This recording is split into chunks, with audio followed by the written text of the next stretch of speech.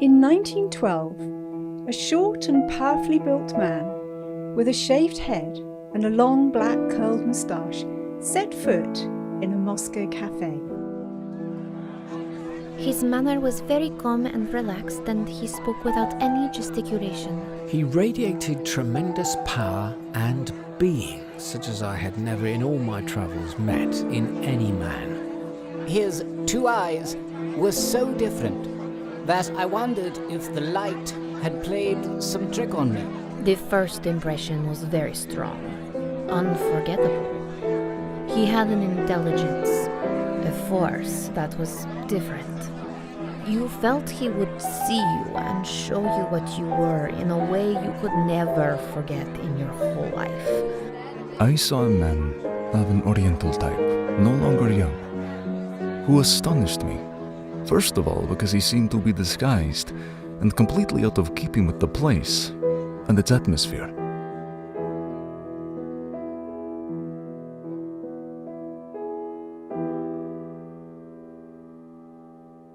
George Ivanovich Gurdjieff startled the European intelligentsia with a comprehensive psychological, philosophical and cosmological teaching of ancient origin.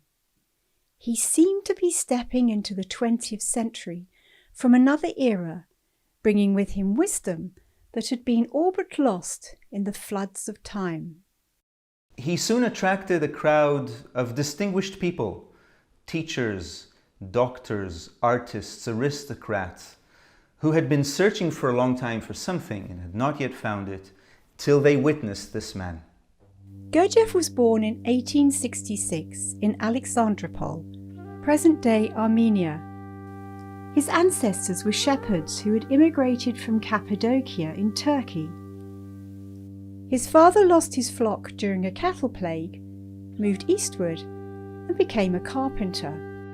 My father was widely known as an ashok, a local bard who composed, recited or sang poems, songs, legends, folktales, and all sorts of stories.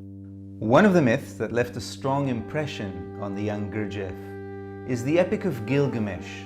This is a 4,000-year-old story that is the precursor to many of the myths we know much better from the Bible.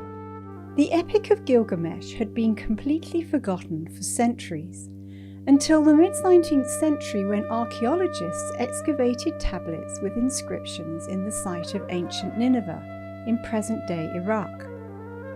When the texts were deciphered a generation later, their discovery attained worldwide fame. Among them was an account of the flood that predated the biblical story of Noah. This was in the 1870s, and Gurdjieff tells of reading about it in a magazine in his youth. When I realized that here was that same legend, which I had so often heard as a child in almost the same form of exposition as in the songs and tales of my father, I experienced such an inner excitement that it was as if my whole future destiny depended on all this. Gurdjieff was a child. He couldn't have known the age of his father's stories as he was hearing them told.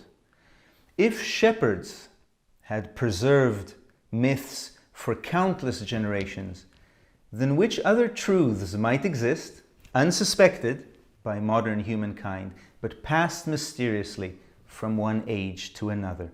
So we see here the spark that ignites Gurdjieff's impulse to search for truth, an impulse he will follow for the next 20 years.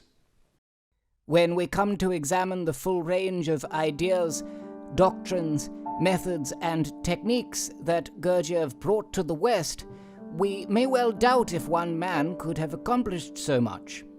He himself tells us that a group effort was responsible. At an early age, Gurdjieff undertakes expeditions in search of hidden knowledge. By one account, he groups with 15 to 20 other seekers of truth. By another, the group comprises of 3, out of which one is Gurdjieff himself, and these 3 gradually attract more members.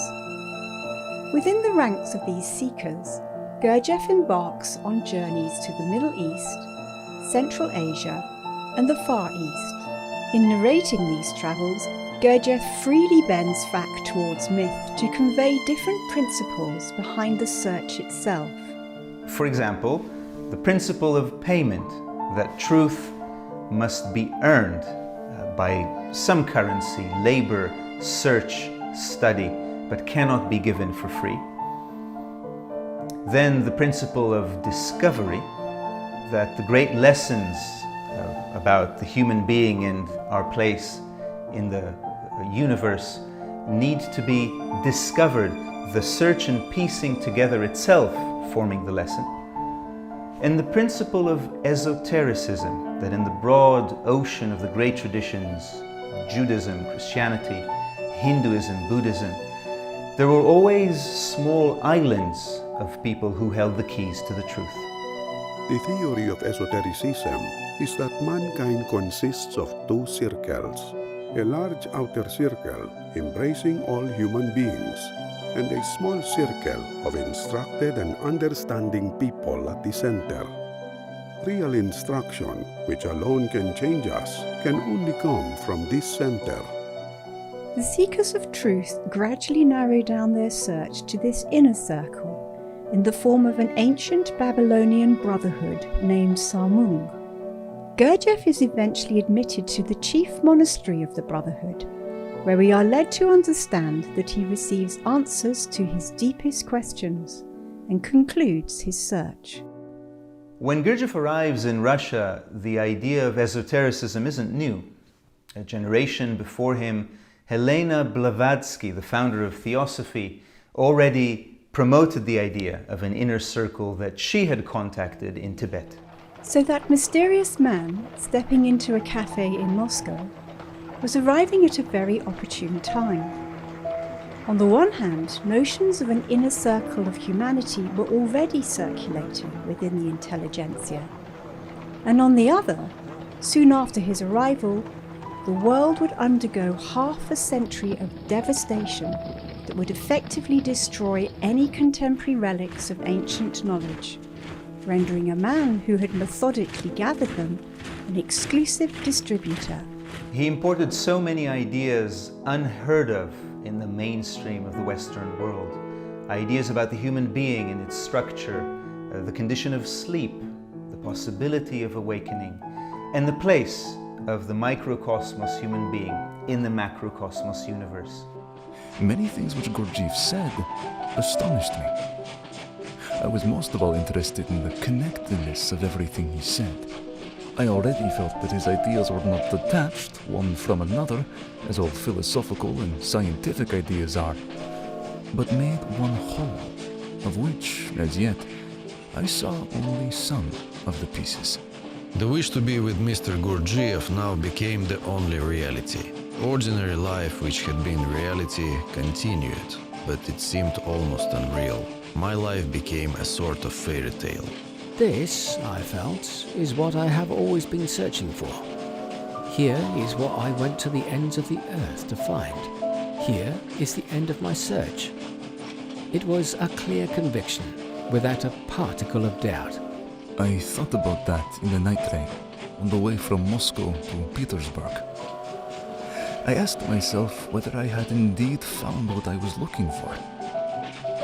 Was it possible that Gurdjieff actually knew what had to be known in order to proceed from words or ideas to deeds, to facts? I was still not certain of anything, nor could I formulate anything precisely. But I had an inner conviction that something had already changed for me, and that now everything would go differently. Mr. Gurdjieff was an unknown person, a mystery. Nobody knew about his teaching, nobody knew about his origin or why he appeared in Moscow and St. Petersburg. But whoever came into contact with him wished to follow him, and so did my husband Thomas and I.